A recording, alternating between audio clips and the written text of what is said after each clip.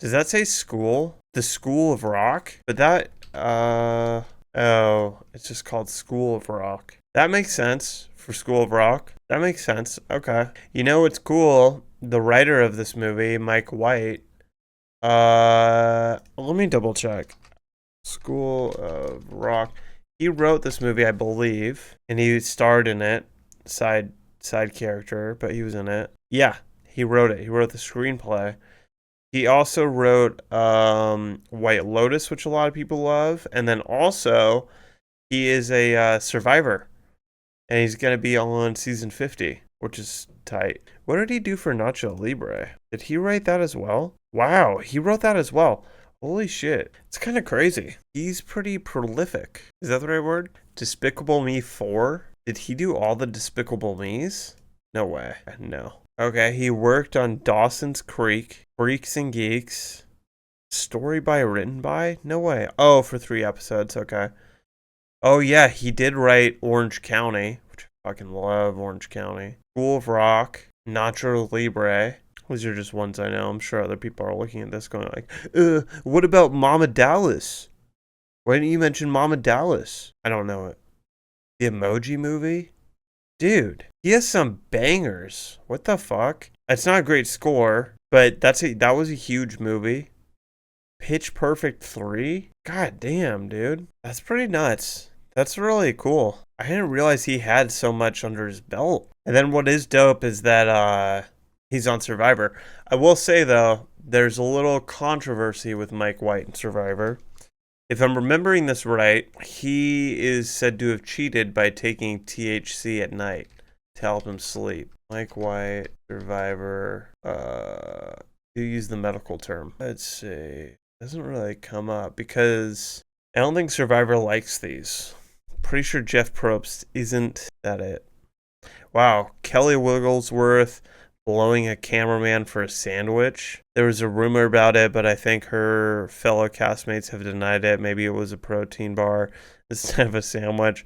I think the production did give her food, but the blowjob rumor is the most certainly just a conspiracy theory. Rich said in an AMA the food part was 100% true. The sexual favors he wasn't aware of probably didn't happen. That does seem wild. That's kind of hard for me to believe. It's not like impossible for me to believe that a survivor would go that far for food, but it's hard for me to believe a cameraman would. I don't know. I guess it's not that crazy. But that's like straight up almost prostitution, isn't it? I'll suck your dick for a candy bar.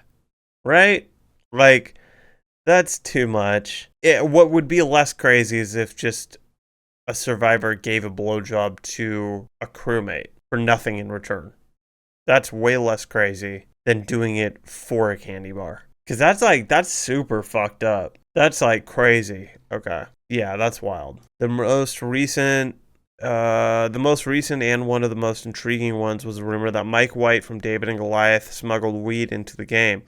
This came from Big Brother Twitter account who had a history of hit or miss leaks, in quotes. The rumor goes that mere days before the live reunion, someone on the cast came forward with the info that Mike did this at some point during the game, which sent production into a frenzy.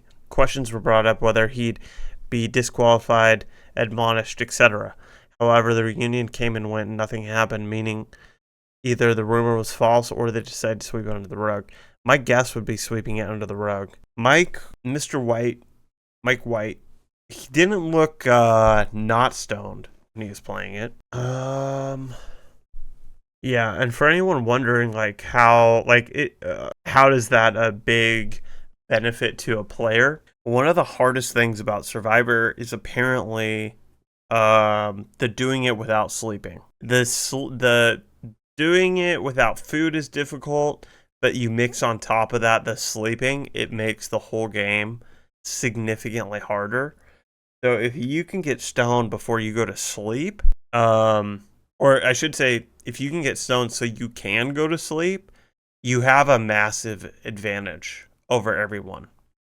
Regardless if they say that sleeping while stoned is not the best sleep you're going to get, but it's going to be a lot better than not sleeping on bamboo all night. What other rumors do we got?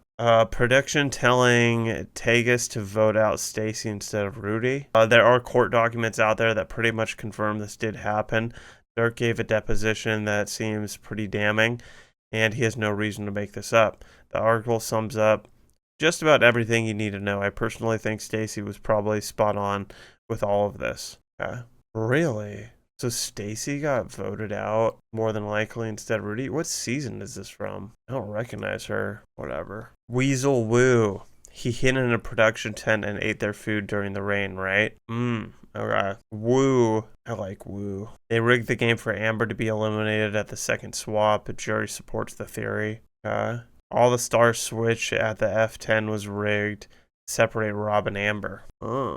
Dan leaked the Alec and Kara pic to TMZ. That Googling for after stream. What about Bob touching the women inappropriately when they were sleeping in Gabon? I think Randy confirmed it in his AMA, but Bob has a really good relationship with Karina and Sugar, so I'm kind of skeptical. It was Kenny that confirmed it in the AMA. This is what Sugar said on the subject. Were you surprised by Bob's reaction following Randy's elimination when he yelled at you? I mean, it's not like he wasn't involved in it. Sugar, yes, I was surprised. Bob has a hot temper, and he's gone off on people for no reason sometimes, like women crew members. So we pauses. I don't know. Bob's opinion really does count to me, but Bob has been trying to kill me since the beginning of the game. There's absolutely no rhyme or reason as to why I should help Bob besides the fact that I thought of him as a father figure, even though he was a little bit of a pervert during the game. I still try to look past that. Can you elaborate on any of that? That wasn't really shown on the show at all. They didn't want Bob to seem like that, so they cut out anything like that, but Crystal knows what I'm talking about. Ooh. Creepy Bob. Is Bob, I think, is the one. Bob's like the old dude. Survivor. Yeah, Bob's the old dude. Bob Crowley. Ooh, Mr. Crowley. Yeah, and he ended up winning at 57. Kind of wild. Well, without knowing any of the drama, that was cool with Bob winning. Parvati knew about Russell before Heroes versus Villains. Okay, yeah, because Russell was he was like a true villain player. And he went on for his second time the next season, and somehow Parvati definitely knew about him. The cast of RI was specifically cast to help Rob win. I don't even think that's a conspiracy, that's just facts. It's not that crazy, dude. That's not crazy at all. What is this? And there's no replies. What is that? He wanted to do a game show with the prize being $10 million. That seems a little wild. Okay. Final four fire making was to save Ben's ass and branded as a twist, but people are not dumb to be fooled. Yeah, that was pretty obvious too.